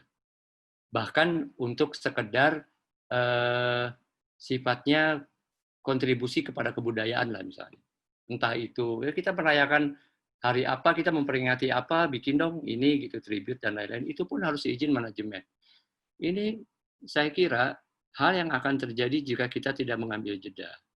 Jadi kalaupun seorang seniman itu dia sudah sebesar apapun, Dia harus punya waktu untuk dirinya sendiri. Dia harus melihat karya yang memang tidak diukur sama uang gitu. Yang tidak perlu ada tepuk tangan orang gitu. Tidak perlu ada komentar orang, tidak perlu ada likes gitu, tidak perlu dihitung likes-nya gitu. Jadi perlu itu. Bahkan kalau tadi konteks dengan yang ditanyakan Nai ini, dia mengambil jeda untuk tidak posting, dan itu resikonya hilang dari peradaban media sosial. Saya kira apa sih yang mau dipertahankan dari media sosial? Sama seperti saya main multiply gitu, saya senang sekali multiply, dan akhirnya multiply harus hilang. Akhirnya saya pindah ke Facebook, begitu senangnya Facebook, dan Facebook ternyata terjadi begitu. Saya harus pindah ke Instagram. Saya tidak tahu tahun depan atau beberapa bentar lagi Instagram pun bisa hilang. Bisa diganti kapan saja. Gitu kan? Kalau kita tidak terbiasa mengambil jeda, ya kita serasa dunia kita direnggut, dunia kita hilang. Padahal dunia kita ada di sekeliling kita gitu. Jadi makanya kalaupun memang media sosial itu sudah menjadi bagian penting dari hidup kita, ya dia nggak penting-penting amat juga. Ketika kita membangun brand dengan kita di media sosial, hal yang kita lupakan adalah bahwa kita harus membangun brand dalam kehidupan sehari-hari.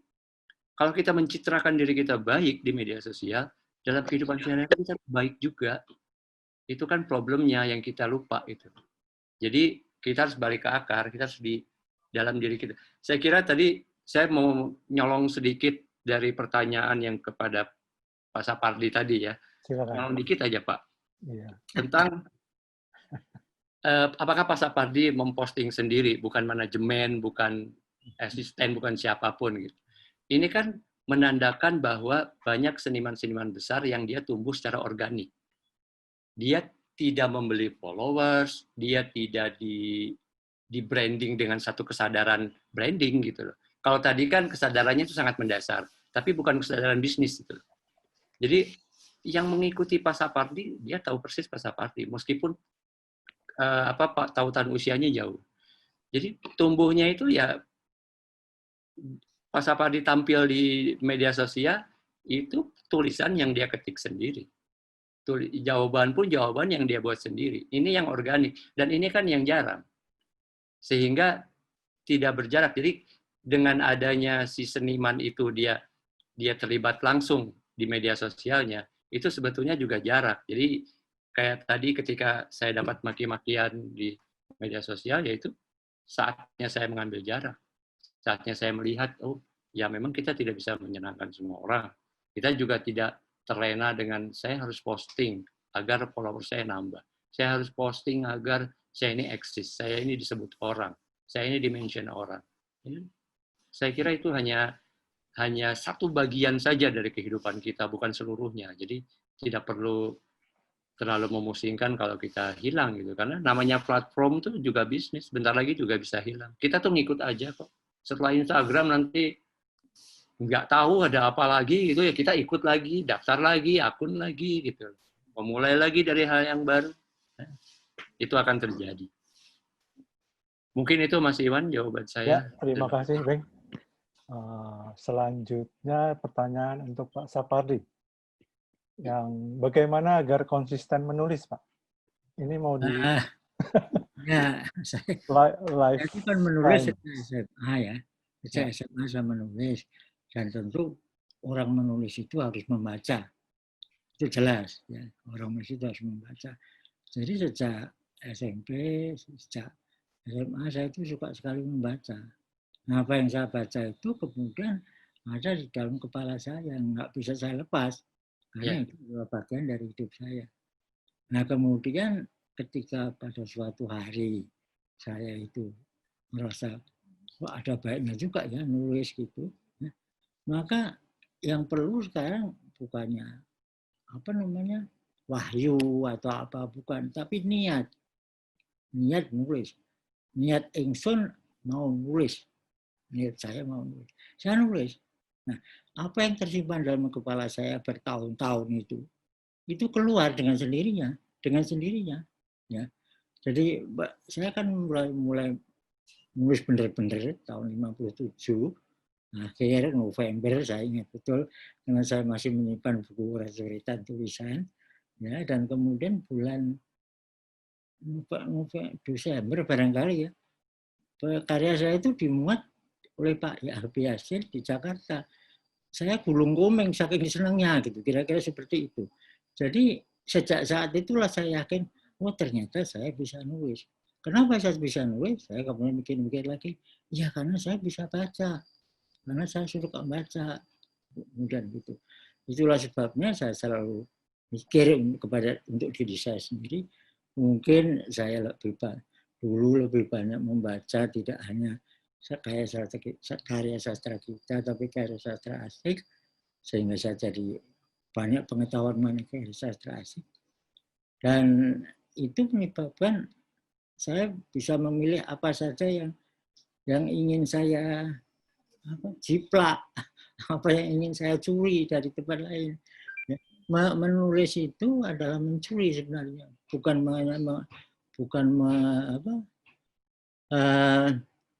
meminjam. Kalau minjam kan harus mengembalikan, kalau curi kan nggak boleh, nggak usah. Jadi mencuri sana, mencuri sini. Semua penyair besar itu begitu, semua sastrawan besar itu begitu ya. Kalau kita lihat urutan sastrawan dunia itu semua begitu, curi menuri. Nah, curi menuri itu menunjukkan bahwa orang yang mencuri itu, sastrawan yang nulis itu telah membaca banyak sekali buku. Nah, ini yang mungkin membedakan dari orang-orang yang ingin menulis tapi sama membaca, kurang baca gitu. Itulah sebabnya saya juga mikir mungkin pengetahuan mengenai bahasa asing agak perlu di sini. Ya, karena kan kalau kita bisa tahu bahasa Cina, bahasa Jepang, atau bahasa Inggris, bahasa Perancis, bahasa segala macam, itu memang penting. Kebetulan saya dulu di SMA belajar bahasa, ada 6 bahasa barangkali, bahasa Jawa kuno, bahasa Indonesia, bahasa Jawa, bahasa Inggris, bahasa Perancis, bahasa Jerman. Bayangin, ini waktu SMA. Ketika saya masuk di UGM, saya sama saja, karena saya masuk program studi Inggris. Itulah semua yang mengisi kepala saya gitu. Nah, ketika sekarang saya nulis, itu semua nggak ada masalah, keluar saja. Itu satu. Dan kemudian kalau kemudian saya berniat tidak menulis, ya tidak apa-apa. Saya pernah tidak menulis selama 7 tahun dan saya tidak apa-apa. Dan setelah saya menulis lagi ya bisa karena kemampuan menulis saya itu tidak hilang hanya karena saya berhenti selama 7 atau 6 tahun itu. Enggak akan hilang karena semua tersimpan di dalam kepala. Nah, ini yang saya kira penting sekali untuk siapapun yang ingin menulis. Karena ini dasar dari kemampuan menulis. Tanpa itu nggak bisa. Terima kasih Pak Iwan. Terima kasih Pak Sapardi. Pertanyaan yang berikutnya tentang untuk Prof. Sapardi, terkait kebudayaan adalah komunikasi. Juga dalam kebudayaan ada kesenian yang pada dasarnya juga merupakan wahana komunikasi, seperti bahasa. Adakah, pertanyaannya, adakah tata bahasa dalam seni? Jika memang ada, tata bahasa dalam seni. Dalam seni? Ya, jika memang ada, bagaimana struktur yang ada di balik berbagai jenis kesenian? Apakah ada relasi transformasional antara jenis-jenis kesenian tersebut? Ya, bisa Pak. Sekarang ini pandangan saya sederhana sekali. Jadi masalah besar dalam pendidikan seni kita itu adalah membagi-bagi, gitu, membelah-belah. Ini seni ini seni itu, ini seni itu. Itu kan nggak bisa, ya.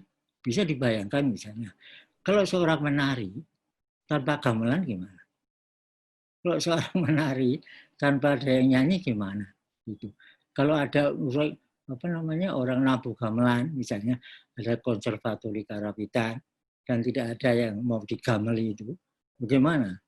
Jadi dengan cara demikian saya kemudian mikir, oh ya ternyata kita sejak dulu memang salah salah menafsirkan apa yang namanya pohon kesenian atau apa itu saya kira harus dibongkar. Jadi di dalam sekolah-sekolah kesenian dimanapun, saya kira harus ada usaha untuk membongkar dinding-dinding yang membatasi kesenian-kesenian itu. Tidak bisa. Kalau di dalam institut kita, ya, IKJ, kita lihat ada seni rupa, kemudian ada seni pertunjukan, ada seni film. Itu orang film ya harus tahu begini, harus tahu begitu. Orang seni rupa juga harus tahu begini, harus begitu. Dan mahasiswa harus diberi kesempatan untuk melakukan itu, loncat sana, loncat sini, karena tergantung dari keperluannya apa. Masalahnya itu. Sekarang masalah yang paling besar adalah masalah administrasi. Nah, ini yang harus kita pikirkan, apa benar itu masalah yang paling utama dan apa namanya? Dan harus dipertahankan sampai sekarang. Ya, ini masalah besar. Kalau tidak ya seperti sekarang ini, dimanapun, tidak hanya IKJ, dimanapun masalah itu. Di IKJ malah masih longgar saya kira begitu, terutama pasca sarjana IKJ itu longgarnya minta ampun. Saya senang ke situ karena diberi kebebasan untuk bermain macam-macam lah. Tapi kalau kita pergi ke tempat lain, saya tidak usah menyebut isi apa mana segala macam, sama. Jadi pagar-pagar itu begitu ketat sehingga nggak bisa bergerak sama sekali, nggak bisa bergerak. Mahasiswa itu ingin bergerak sini, bergerak situ, bukan karena kesenang, karena mereka membutuhkan. Karena mereka membutuhkan, kalau tidak nggak bisa. Gitu. Jadi jadi tadi saya katakan misalnya orang film itu misalnya ya. Nah, untuk bikin film kan bisa membutuhkan musik, membutuhkan seni rupa, membutuhkan ini, membutuhkan tari, membutuhkan apa. Jadi, nah mahasiswanya kan harus pergi ke sana kemari. Nah, kalau ada pagar, kejeblos pagar dia, nggak bisa pergi kemana-mana. Ini yang masalah sekarang. Tidak hanya di IKJ. Saya kira kalau apa namanya di pasca sarjana IKJ cukup longgar karena kami punya keberanian untuk melanggar sendiri apa yang mau kita lakukan. Jadi yang saya ingin sampaikan, tekankan adalah memang tidak ada yang namanya kaidah atau peraturan atau apa di dalam kesenian, sebab kesenian itu apapun itu adalah usaha seorang seniman untuk mendobrak apa saja yang sudah dianggap sebagai sesuatu yang pasti.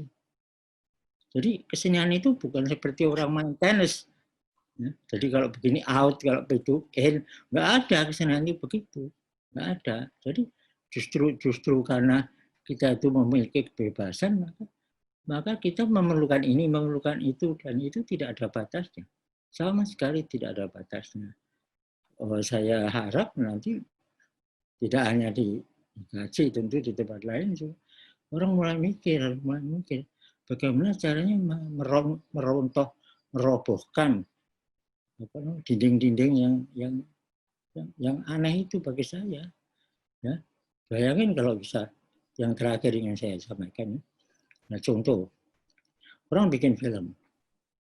Sekarang di dalam film itu, dunia film internasional itu kan ada apa namanya kegiatan Oscar itu kan.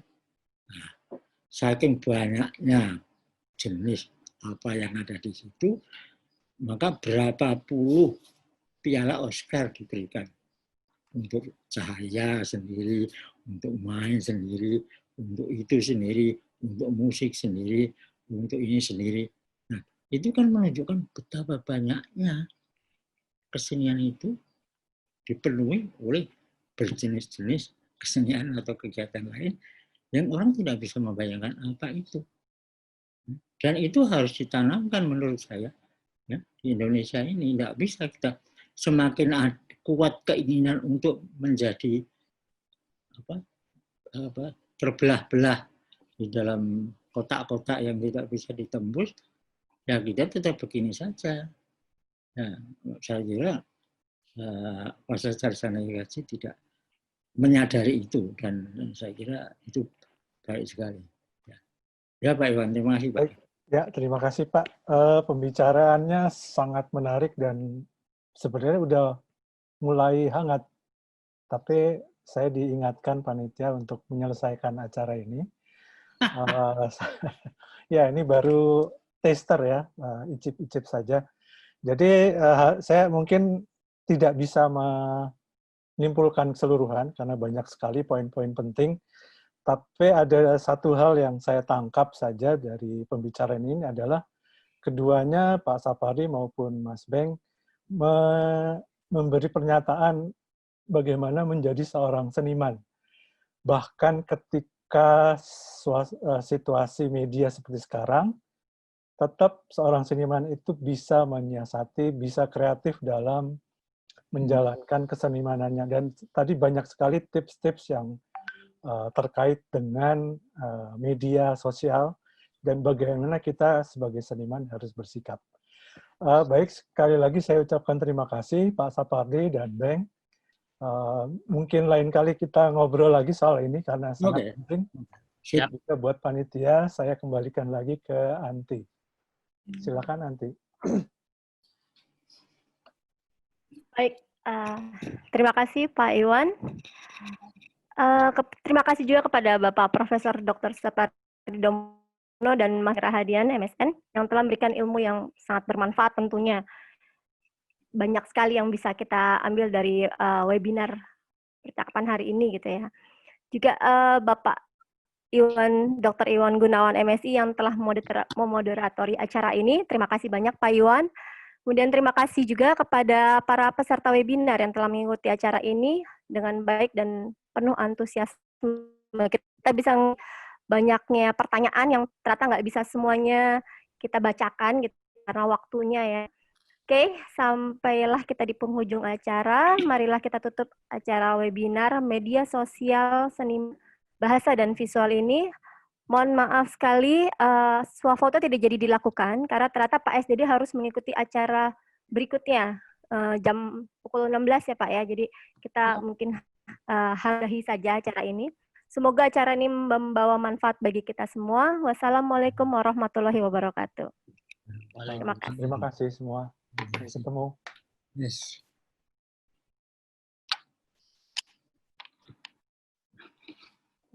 Keluar. Tidak tahu. Ya.